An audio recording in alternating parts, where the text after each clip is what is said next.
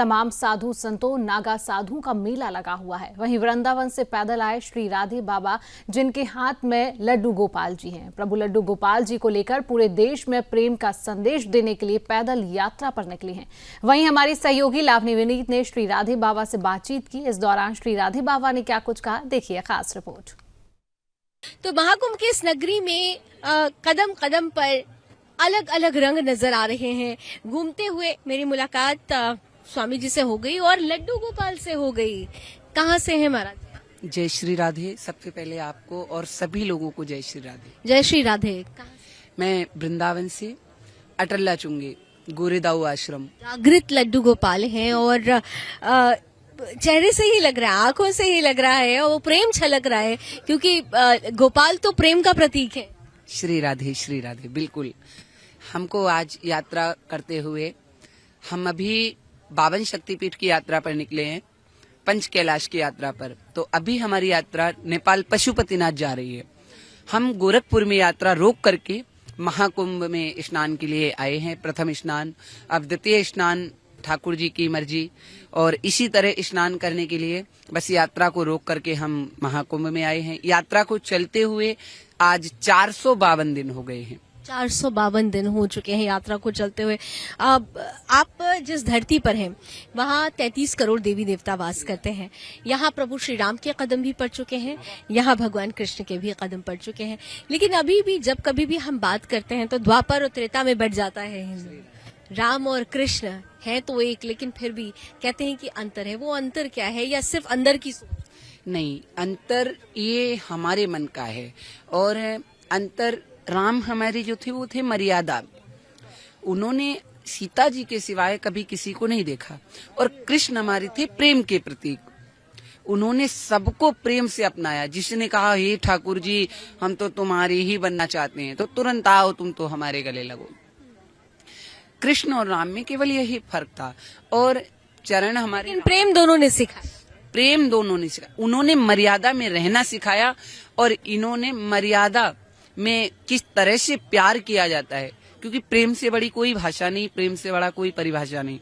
इसलिए उन्होंने जो भाषा सिखाई, उन्होंने मर्यादा की भाषा सिखाई कि आपको किस मर्यादा में रहना है।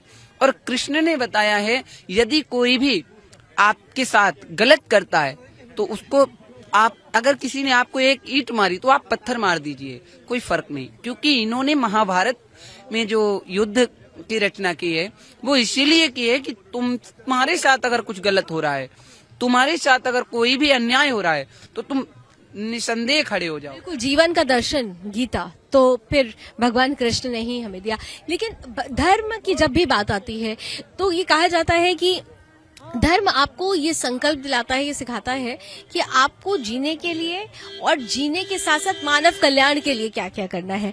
लेकिन यहाँ पर उसी धर्म को लेकर तो इतनी ज्यादा आप देख रहे हैं ना कि किस तरीके की स्थिति बनी हुई है देश के अंदर ही। धर्म को लेकर ही युद्ध हो रहे हैं। धर्म युद्ध जो हो रहा है उस पर क्या आप संदेश देना चाहते हैं? मैं उस पर ये संदेश देना चाहता हूँ, सबसे पहले तो हमारे हिंदू भाई एक हो जाएं। जिस तरह से सभी लोग एक, अदर कास्ट जो एक है, उनका अगर हम पूछें भाई कहाँ से हो, तो वो ये नहीं बोलते हम पठान हैं, हम सुन्नी हैं, हम मौलाना हैं, मौलवी हैं, ये नहीं बताते। हम ईसाई हैं, हम सिख हैं, ऐसा नहीं बोलते। उनका जो धर्म है वो धर्म बोलते हैं। और हम क्या, हम ठाकुर, हम जातिवाद में हैं। तो हम जातिवाद को छोड़ करके हम अगर एक हो जाएं, हम हिंदू हैं, हम सनातनी हैं। और हमने 14 साल पहले यात्रा उठाई थी जब हम 7 वर्ष के थे। तब हमारा यही संकल्प था कि सनातन एक हो, धर्म जागृत हो और सभी जाने हमारे राम कौन है।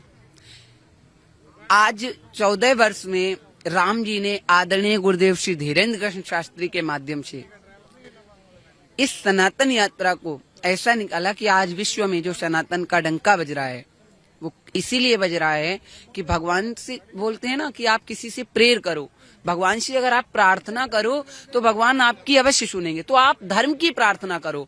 हम यही संदेश देंगे सबको कि आप धर्म की प्रार्थना करो, हे प्रभु हमारे धर्म को बचाओ, रक्षा करो। क्योंकि प्रभु ही हैं जो धर्म की रक्षा करते हैं। और वैसे भी अगर धर्म रक्षित रहेगा तो हम सुरक्षित रहेंगे। ये बिल्कुल धर्म रक्षित ही रक्षिता ये कहा भी जाता है। आपके अनुयायी भी आपके साथ चल रहे हैं जी।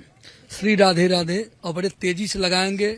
यहाँ पर 33 करोड़ देवी देवता यहाँ पर इस समय विराजमान हैं, तो हम चाहेंगे बोलिए तीर्थराज प्रयाग की, बोलिए सभी देवी देवताओं की, सभी संत महात्माओं की, आए हुए समस्त भक्तों की, मेरे लड्डू गोपाल की, लेटे हुए हनुमान जी स्वामी की।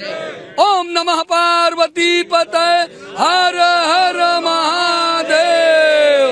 धन्यवाद धन्यवाद। तो देखिए ये है रंग, ये है वो मूल, ये है वो अस्तित्व जो ये बता रहा है कि जब आप कुंभ नगरी में आएंगे तो आपको एक नहीं, आपको अनेकों अनेक असीमित सीमाओं से परे हर वो संत मिलेंगे जिनका उद्देश्य बस एक है, ध्येय बस एक है कि मानव कल्याण हो, विश्व कल्याण हो, हिंदू जागृत हो और हिंदू राष्ट्र की जो संकल्पना सनातनियों ने अंदर दबा कर रखी है वो भरकर सामने आए और भविष्य हिंदू राष्ट्र का हो। कैमरामैन जितेंद्र के साथ मैं लावनी विनीत, सुदर्शन न्यूज के लिए प्रयागराज महाकुंभ मेला क्षेत्र से।